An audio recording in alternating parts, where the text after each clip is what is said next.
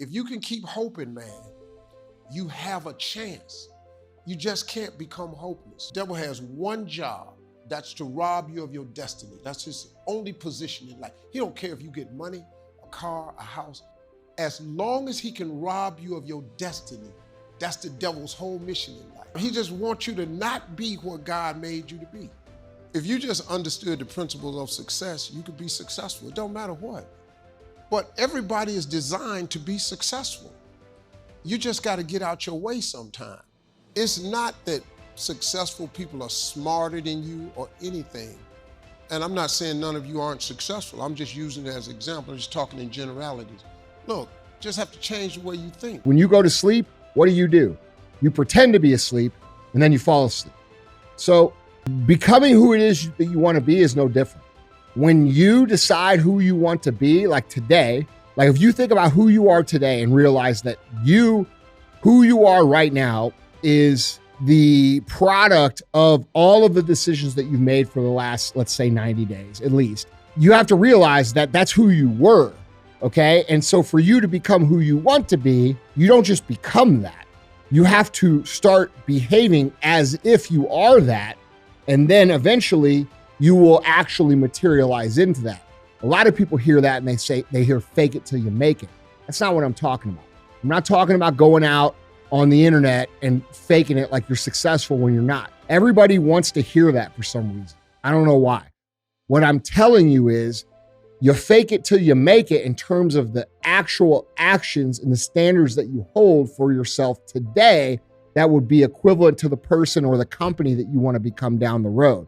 So if you want to become, you have to start behaving at the higher end facility now, and eventually you will become that. The reason people don't grasp this concept is because they have imposter syndrome when they start doing it, right? Like today, I'm going to start behaving like a fit person. I'm going to eat what a fit person would. I'm going to exercise like a fit person would train. I'm going to drink that proper amount of water. I'm going to read what a productive person would read. But I'm still fat and I'm still stupid because this is the first fucking day. All right. So that causes like fraudulence, right? And the same situation happens in business. When people start behaving like a higher standard business, they feel like they're a fraud because they know that they only got $300 in their business bank account, but you still have to do it. So understanding you have to pretend before you become. It's no different than falling asleep. When you go to fall asleep, you close your eyes and you lay there and you're pretending to fall asleep and all of a sudden you're sleeping. The same thing with becoming who it is you want to become or building your company into something that you want it to be. The longer you delay that, acting as if, that keeps the dream out of reach forever. I am not motivated to do the things I'm supposed to do every day. I don't wake up full of like joy that I have to go to the gym or that I have to work or got to deal with crap. I don't feel motivated to do them. I'm disciplined. I do them regardless of how I feel. Whether I'm in the mood to do it or I'm not in the mood to do it, it gets done.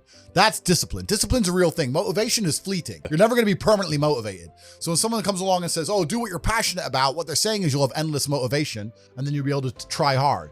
If you're the kind of person who can only try hard at something he enjoys, then you're going to fail. Because most things you enjoy don't pay any money. If they paid money, you wouldn't enjoy them. Be passionate about success. If you're passionate about money, then you can be passionate about anything. I'll be passionate about any business on earth that pays me. If you pay me $1 billion to dig that hole, I'll be very passionate about that hole. I will dig that hole with passion. So when people come along and say, oh, you need to find something you're passionate about, follow your passion. Bro, you're gonna follow your passion to the food bank. You're never gonna make any money that way. You have to sit there and go, what is gonna pay me? Angry is motivating to me. You can't sleep if you're angry. So you better work, right? So I'm an angry guy, but I'm a happy guy. And I see the world as a violent place. I've always seen it as a violent place. If most people look at a tree, they see a beautiful tree. If I look at a big, strong, beautiful tree, I think he must have f***ed up every other little sapling around him. He took all the water, took all the nutrients, he destroyed them all. There was once 20 trees and all 19 are dead. And they got one tree left. Violence got him there, right? He destroyed his enemy. That's how he got to the top. You see a beautiful tree, I see violence. That's the true nature of the universe. You have to learn that you have to take things from other people. And by taking it, I'm not saying go rob a bank. I'm not saying that. I'm saying completely the opposite. You can be a philanthropist. I'm taking money from everyone inside of Hate You, but I'm changing their lives. It's a good thing. You can take money in a positive way. Most people don't look at life that way. And when you look at life that way, you need to start identify every single time your money is taken from you. So I say this to people, I say for the next 2 weeks, every time you spend money, even if it's £1, write down how they got it from you. Why did they take your money? Well, I wanted coffee. Yeah, but how? Okay, you wanted coffee, right? Cool. Did you only want a coffee because you saw Starbucks, or did you want a coffee beforehand? Why did you want their coffee and not another coffee? Identifying how your money is taken from you. Because once you identify how your money is taken from you, you can start to actually intelligently think about how you can take money from other people. But you need to start thinking about how you can convince people to give you their money as opposed to giving it to the places they already give it. If you start doing that for a year and just keep a notepad, you'll have 100 ideas of how to make money. When you get home from your job, okay, whatever it is that you do, which is probably not easy. It's not easy, and nobody's job is easy. And you go home and you have to do your workout or whatever it is you have to do. You got to make dinner that's healthy. You start to tell yourself a story. And the story sounds like, hey man, you had a hard day. We'll take it easy tonight. We'll order some pizza. Tomorrow we'll get back on it. We'll start this back up. The way that you change this is that you are aware of the story that you're telling yourself to justify the behavior that's created this place that you don't want to go. And so what I talk a lot about is like an action or productivity pivot. So the minute that I sit down on the couch and I say, dude, fucking tired. I don't want to work out.